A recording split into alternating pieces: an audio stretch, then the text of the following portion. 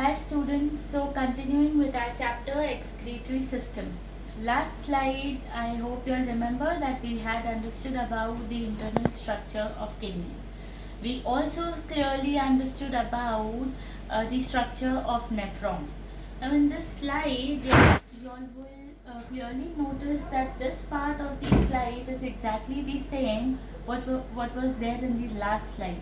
Yeah, that's because honestly I have not taken pains to erase this picture, and I have just kept the picture, the image as it is. That is because I had to explain the further part of the chapter which was related to this picture, which was related to this diagram. Okay, so now before I make you all understand about the blood supply to the kidney tubules, which is also called as nephron, I would want you all to tell you all something about nephrons. Now, how many nephrons must be present in the structure of the kidney, of each kidney?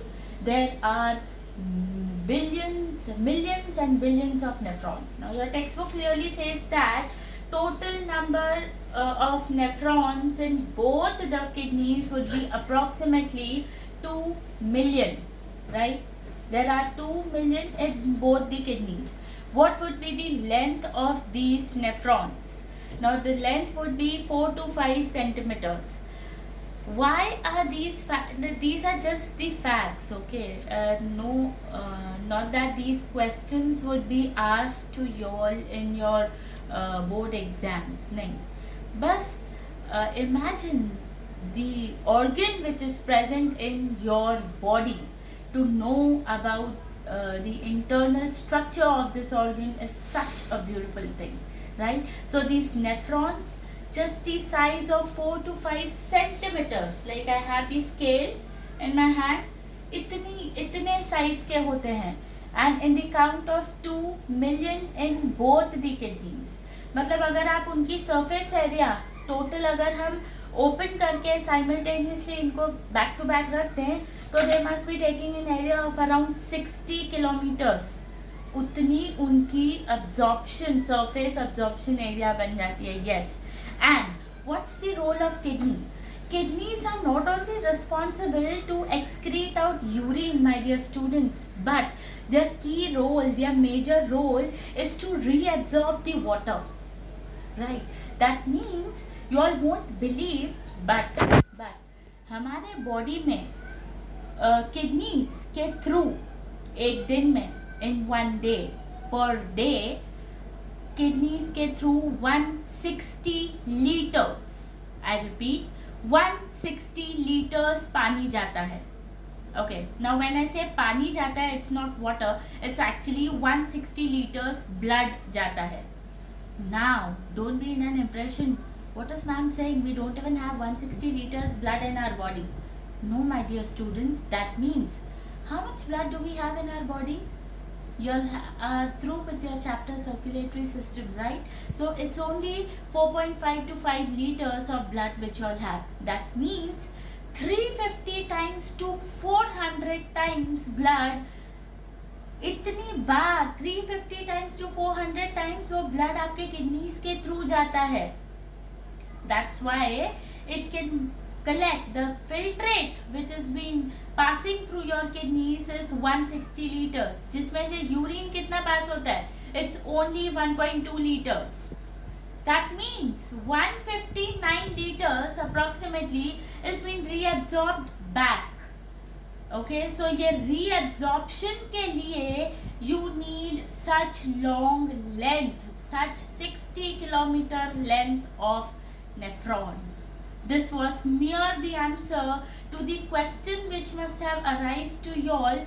Why so many nephrons in such small structures of kidney, which are mere 10 centimeters long, right? So these are certain few facts which you all should be aware of and which are clearly mentioned in your textbook. Please read out these highlighted boxes in your textbook. These are really interesting facts. I have already explained it to you all.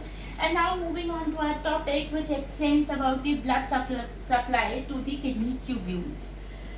For your information, kidney tubules are nothing but these are also called as nephrons. These are also called as uriniferous tubules. These are also called as renal tubules, or these are also called as kidney tubules.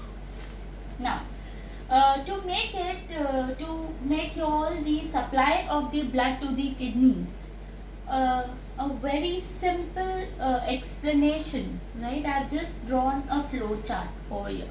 Okay, so you'll just have to see the arrows, and not only that, you'll have to focus at the diagrams, at the diagram and the arrow. Okay, now let me start with my explanation. We all know that oxygenated blood moves to all the parts of our body through aorta. That's the largest and the biggest artery of that arises from the heart. Okay, that carries the oxygenated blood. So from the aorta, a pair of renal arteries arise. Okay, pair. Why do I say pair? That's because we have pair of kidneys. तो एक left kidney पे जाएगा, एक right kidney पे जाएगा. ठीक है, तो अयोटा से दो रीनल आर्टरीज जाती है, एक लेफ्ट साइड पे, एक राइट साइड पे. These renal arteries further undergo number of branching. Okay, they branch and branch, and these branchings are further called as arterioles.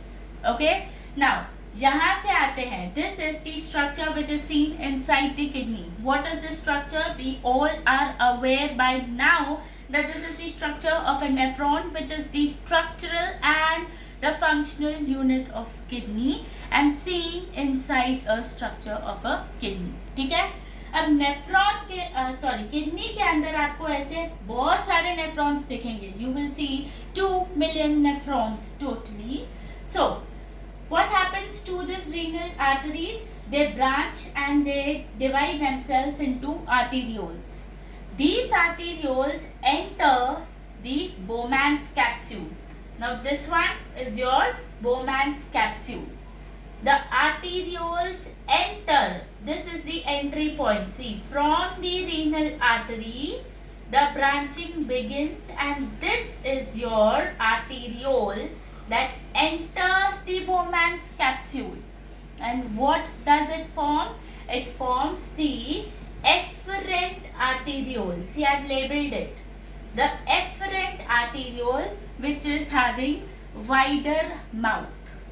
It is wide. It is having the wider opening, right? Now, inside the Bowman's capsule, since you know that what is Bowman's capsule, you can you imagine what is a Bowman's capsule. It's a ball which is being punched at one end, right?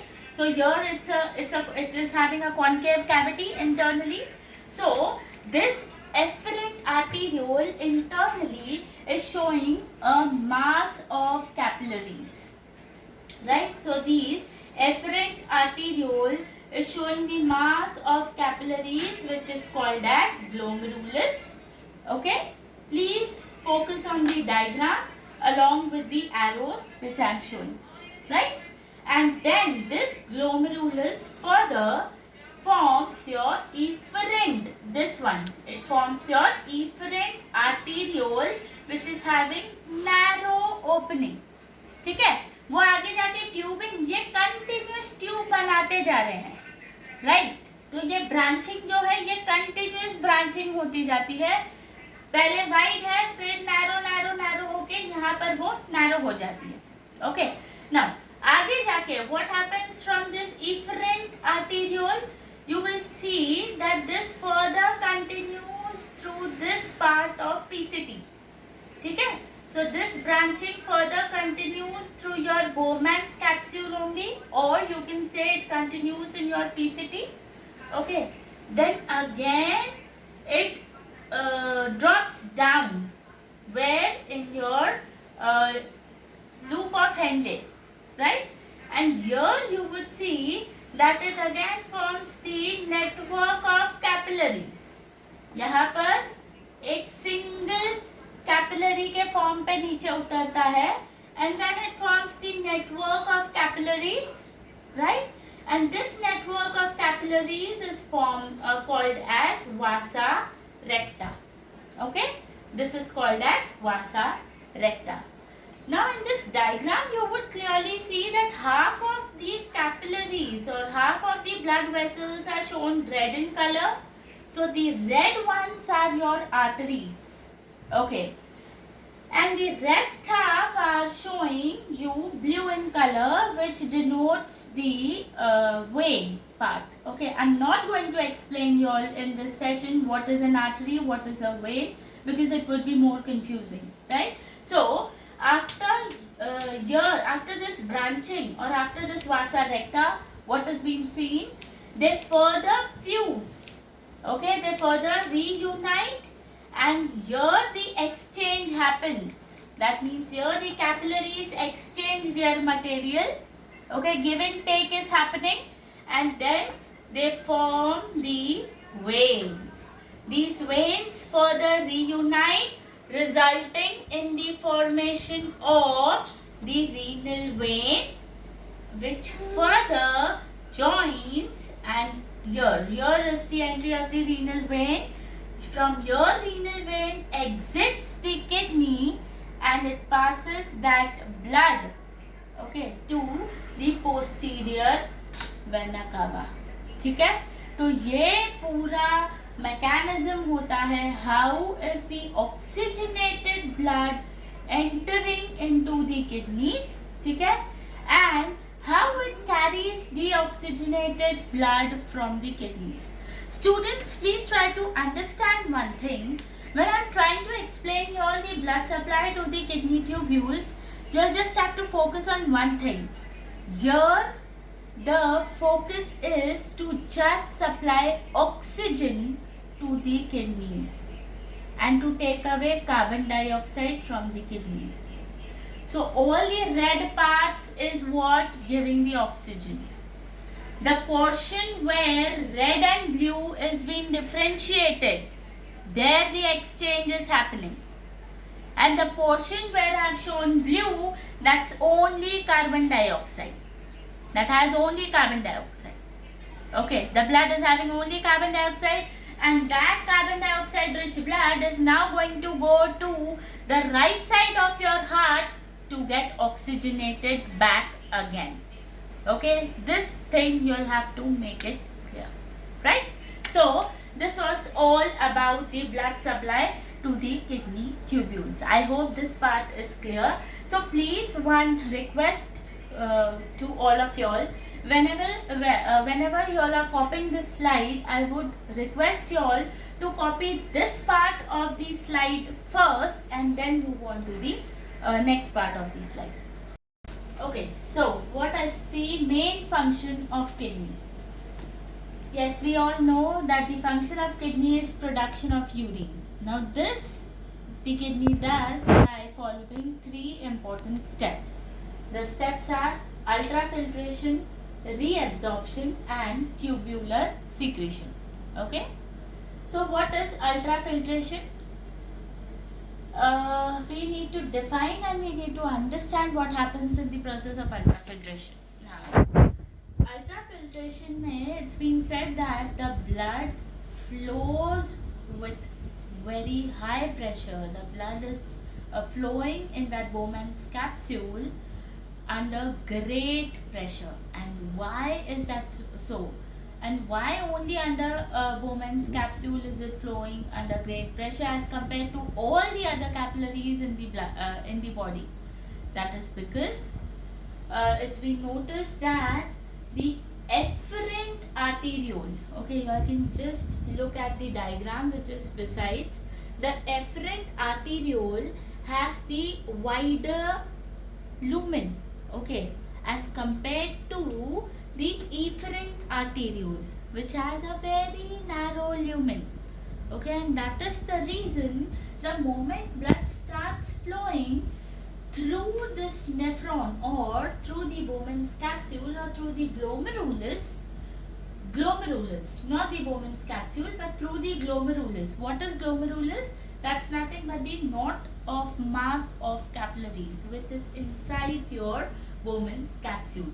So what happens? The blood automatically is moving under great pressure. So as mentioned, the blood flows under great pressure through the glomerulus as compared to any other capillaries in your body. And why so? The reason for this greater pressure is the efferent arteriole is narrower than the efferent arteriole. Efferent means the starting, efferent means the one that exits from the Bowman's capsule. Okay? Now, what happens because of this great pressure? Since the blood is moving with such high pressure, there is a hydrostatic pressure. And ये pressure के वजह से क्या होता है? Because of this high pressure, the liquid part of the blood is being squeezed out. It is filtered out. ठीक है? I would want you all to see this diagram which is on page 117 of your textbook. Okay? So if this is the Bowman's capsule, this is the glomerulus. Because of that high pressure, what happens is the liquid part of the blood is being filtered out. See, there's this blue arrow which is being shown. हाँ, तो वो liquid part क्या होता है? वो glomerulus से filter out हो जाता है and नीचे की तरफ आ जाता है in your Bowman's capsule. Now, you need to think and tell me what is the liquid part of the blood. Yes, you all absolutely thought it right if you all think that it's the plasma. Blood shows two important parts, or blood has two important parts: the liquid part, that is the plasma, and the cellular part, that is made up of RBCs, WBCs and platelets. ये जो cellular part होता है ना, वो काफ़ी heavy होता है. Okay.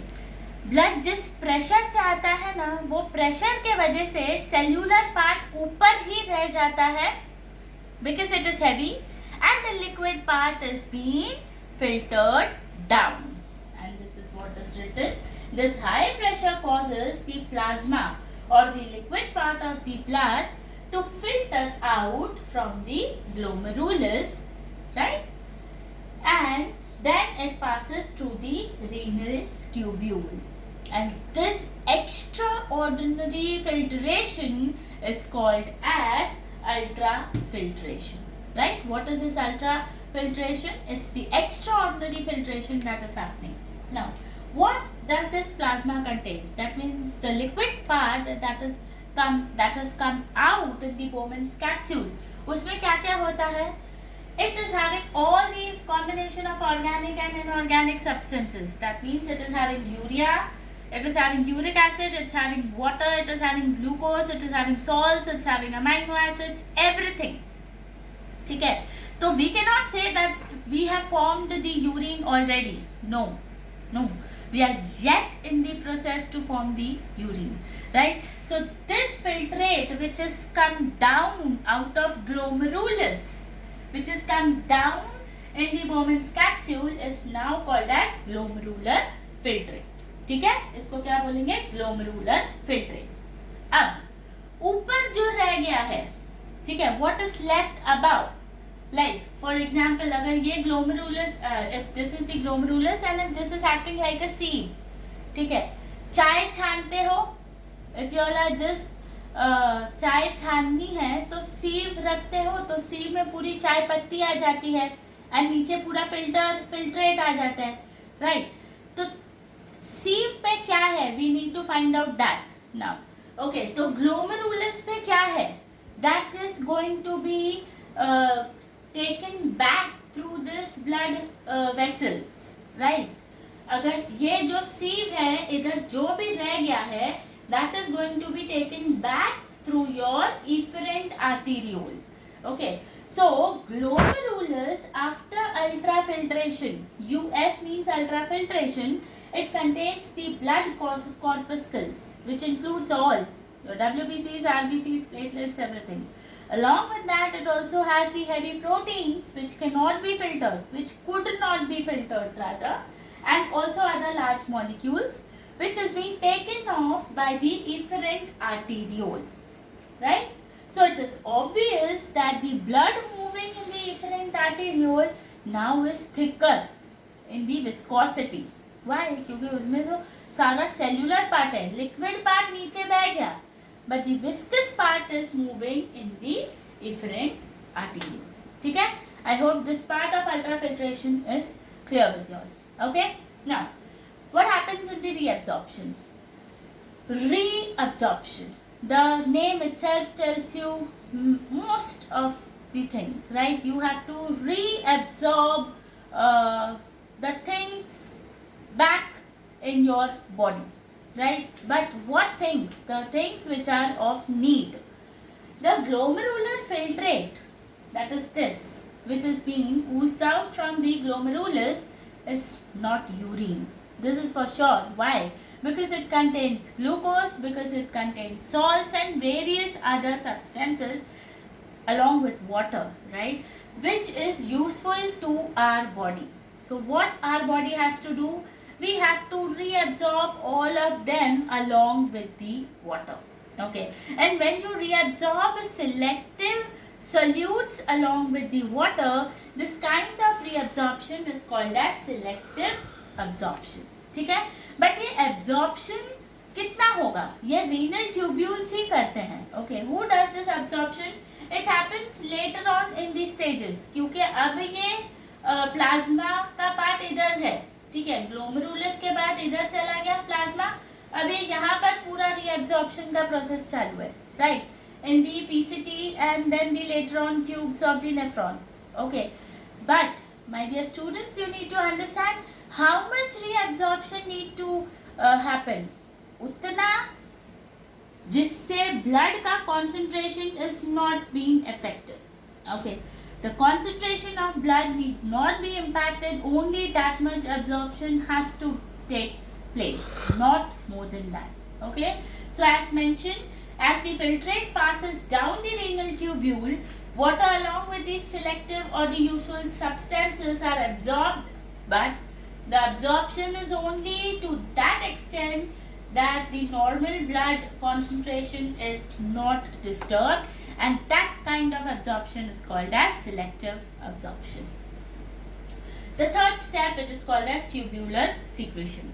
Now, secretion, as you all know, means what? You have to release out the substances which is of some or the other utility. Okay, here the walls of DCT, distal convoluted tubule, tubular walls of DCT, there are certain substances like potassium which is not needed by the body if in higher concentration.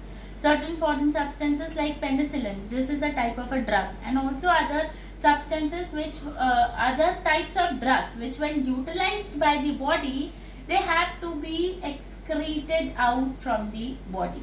Okay, so what happens is the walls of these DCT, they secrete out. Okay, तो मतलब ये level पे आके at this point of time the walls are secreting. Water सिर्फ गया है, maximum water is being absorbed till in the collecting duct, glucose absorb हो गया, salts absorb हो गया, but even now you have not made urine. Why? Sometimes the people who are on penicillin drug, when they urinate, there's a peculiar or there's a distinct smell in their urine. And why is that so? That is because these drugs are also being excreted out in the urine. How does it happen? The distal convoluted tubules at this point of time, they secrete out potassium ions. They secrete out the drugs in case your body is having any penicillin drug or any other kind of drug, and in the urine, and such kind of secretions which is happening through the tubular walls of the DCT is called as tubular secretion. And now the filtrate what you have got from the reabsorption and from the tubular secretion is what you would call it as urine. Okay, now all these steps what have been taken place, it requires lot of energy.